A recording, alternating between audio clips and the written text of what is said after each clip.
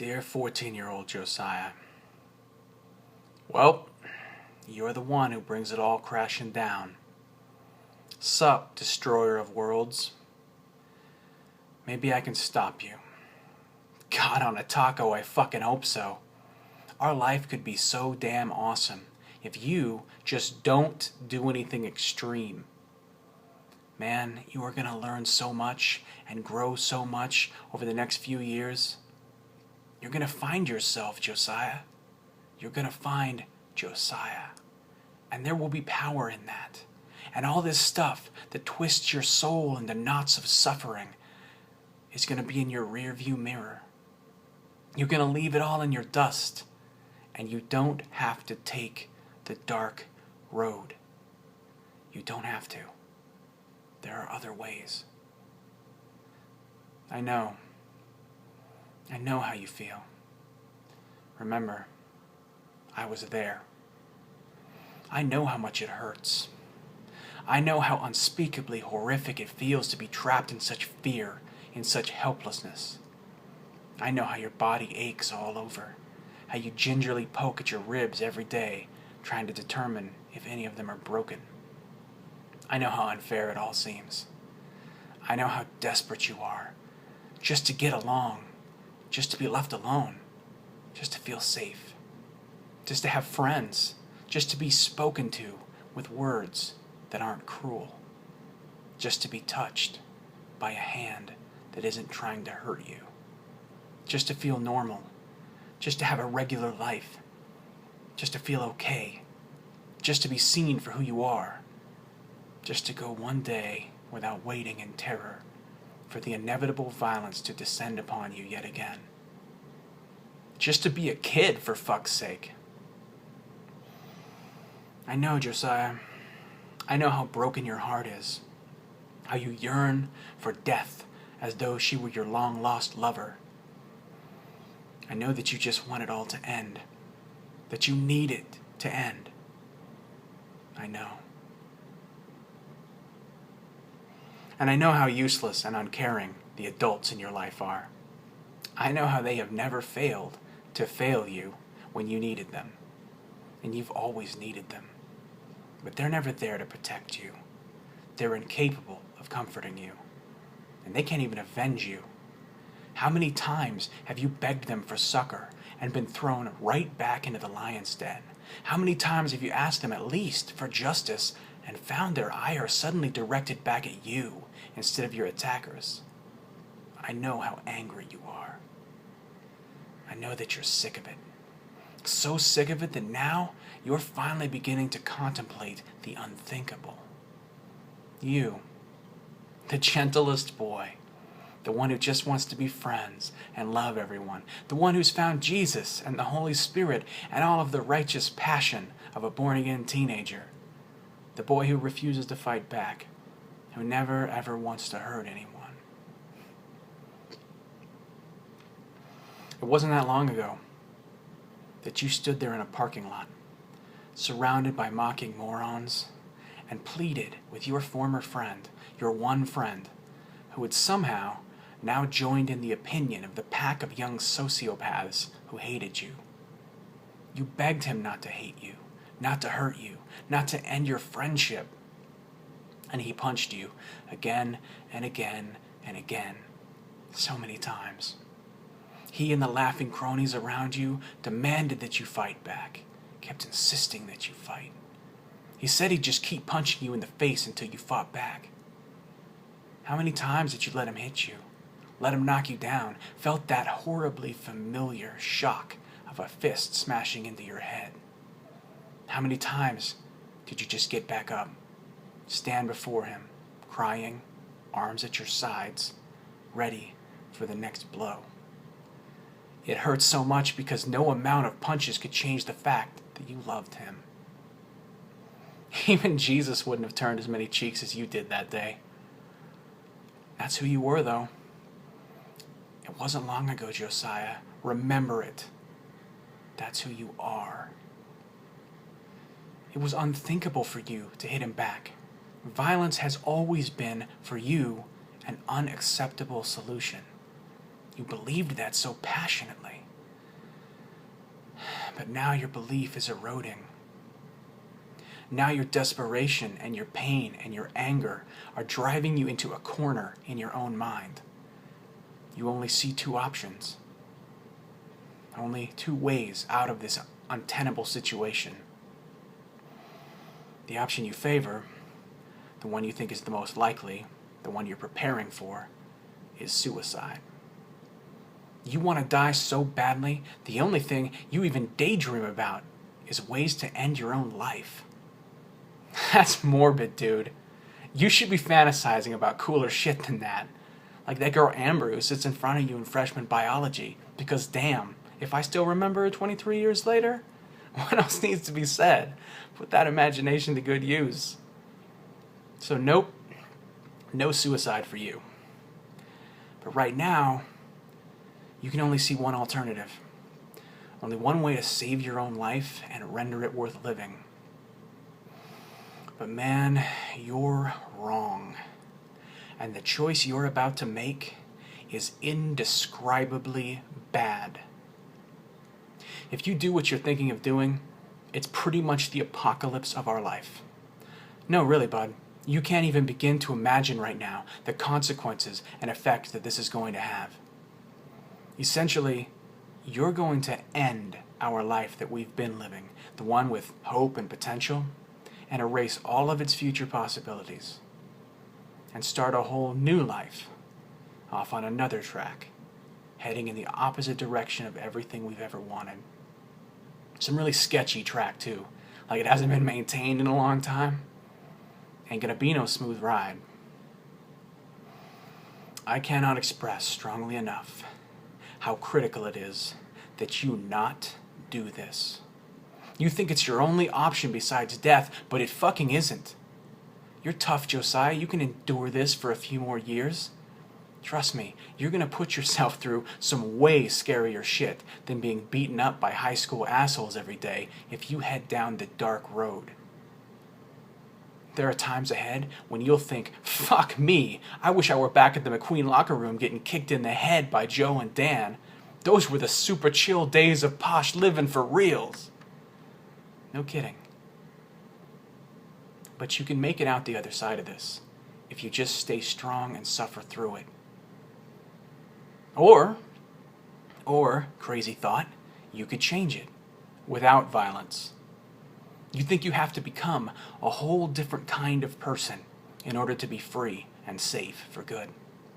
And you're right, you definitely do. But the kind of person you're envisioning is not the way forward.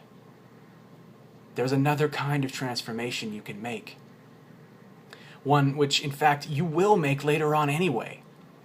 Reach inside that too clever mind of yours and find your charisma, find your silver tongue, find your keen insight into human beings. You think you need to become brutal in order to get out of your present torment. But you could instead become charming. You don't need to put those guys in the hospital. You can win them over and make them your friends in literally one day. You can win everyone over. You're thinking, if people are afraid of me, they won't fuck with me. But bro, if people just like you, they won't fuck with you either. And you can avoid all the side effects that go along with the bad choice. It's really tragic to think about the fact that just a few years from now, you're going to develop a set of skills and a whole new personality, and for the rest of your life have the tools to deal with any challenges you might have with people. Tools that you need right now. If only you could learn to talk to people now, instead of later, when it's too late, when you've already drop-kicked our fucking life off a cliff. It seems to me like you could just figure it out. I know you're smart enough. Adults are constantly amazed at what a sophisticated thinker and writer you are at your age.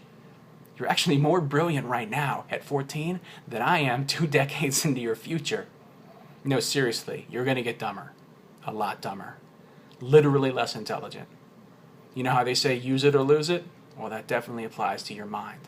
The life you're headed for is going to erode your brain. But maybe not, if you take the other path. The one that leads to college and career and purpose and meaningful work and creativity and family and community involvement and social connections and all that good stuff. But listen up. That stuff does not lie on the other side of the violence you are contemplating. Hear me. I know you're desperate and hurting and very angry. I know you think this is the only way, but Josiah, please don't. Please, just don't. You're going to destroy yourself. By ending one source of suffering in your life, you'll condemn yourself to a whole other level of sorrow forever. Please don't do this. You're wondering if it'll work. If you can really just go to Chris, go to Spider, because that's what you'll mostly be calling him in the world you're about to enter. And say the fateful words that even to this day echo in my mind like the pronouncement of a life sentence and the resounding bang of a gavel. I want you to teach me two things. One, to not ever be afraid of being hit, of being hurt, of anything that anyone could do to me. And two, to be able to make myself hurt other people. Hurt them badly, without compunction or hesitation or remorse. Can you teach me that? You wonder if it's possible. Oh, Josiah, it's so frighteningly possible. It's horrifying how possible it is. Please don't go to Spider and ask him to do that, because he will. You can't imagine how well it'll work. Good news is, you really will forge yourself into the kind of unfeeling monster that you envision. And people really will be afraid of you. And you really will never be fucked with again. Congratulations. The bad news is, everything else.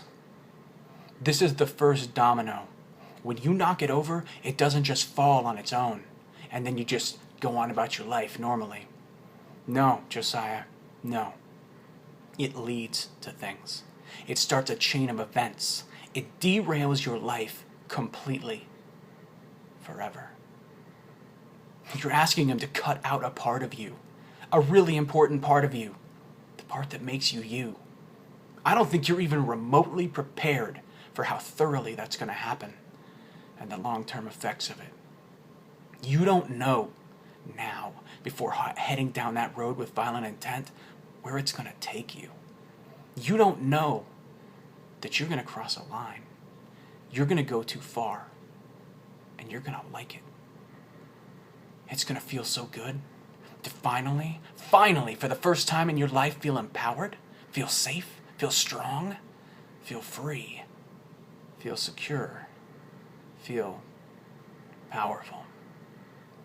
And all of those feelings, you're going to associate them with violence, with hurting people.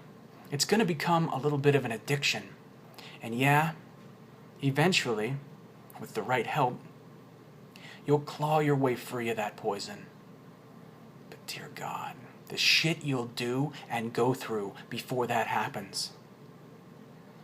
You don't know that you're going to become wildly rebellious, that you're going to become a compulsive danger seeker and risk taker, that you're going to ruin every chance you ever have at a normal, happy, successful life. That your schizophrenic, habitually criminal, crazy fucking friend, Spider, is going to take you into that dark, scary world that he moves in and introduce you to people who you really would have been better off never having known. Because everything's going to feed on each other, and you won't be able to stop going further down, to stop getting further tangled up in a very dangerous kind of drama. A drama that you will seek, that you will throw yourself into, because you'll need to keep feeling that sense of empowerment from facing and beating scary, dangerous things. You'll just keep having to prove yourself, even though you've already done it. Even though no one is doubting you, you'll have to convince yourself, because it won't be enough to just end the bullying you've always endured. No, you'll be stuck on a mission to become someone new, a whole different persona that you've invented out of whole cloth and are now obsessed with embodying fully. A person who never has to fear anyone, a person who will never be abused or controlled. And the only way to become that person, genuinely, not merely as a false front because you know that won't cut it, is to keep doing things that make you believe it more and more. You don't know that when you stick one foot into the waters of the street life that you won't be able to pull it out. And that very quickly, that blackness will just suck you in, envelop you completely, and you won't be able to go back to the world you lived in before. You'll be kicked out by your mother at the age of 14, and you'll have to learn how to survive and function as a squatter, as a homeless teenage boy with a severe mental illness which will choose this period of your life to flare up and go into full effect. You don't know that you're going to be a criminal, Josiah. A real criminal. A violent criminal. You're going to weave your way through it all somehow without catching any felonies or catching any bullets. Thank God you're still a brilliant little shit, because you're going to need all the cunning your beautiful mind can muster. Enjoy that while it lasts, by the way. By 30, you'll be a dullard. You'll come out the other side in one piece. At least physically. But fuck, man. The damage, the trauma, the mess you'll leave behind you and inside you. You'll be on the streets for 4 years.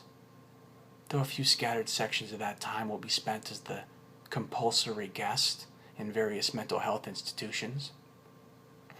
But you're going to manage to accumulate a disgusting amount of shit to feel guilty for in just those 4 little years of crime, violence, and madness. Even as you rage wildly through those years of your life on the street, telling yourself that you're just doing what you got to do to survive. You're etching a litany of shame onto the walls of your heart that will haunt and hound you for the rest of your days. And even more so for the rest of your nights. Don't expect to sleep well ever again. All of this follows from your choice to sacrifice your humanity, to abandon your values, and to submit yourself to being trained like a dog in the soulless art of brutality, from your desire to use violence to stop the violence against you. But no, Josiah, don't lie to yourself. Not just to stop them from hurting you. Your desire is also to hurt them. Them and anyone else you deem to be like them. You don't just want to make them stop. You want to break them.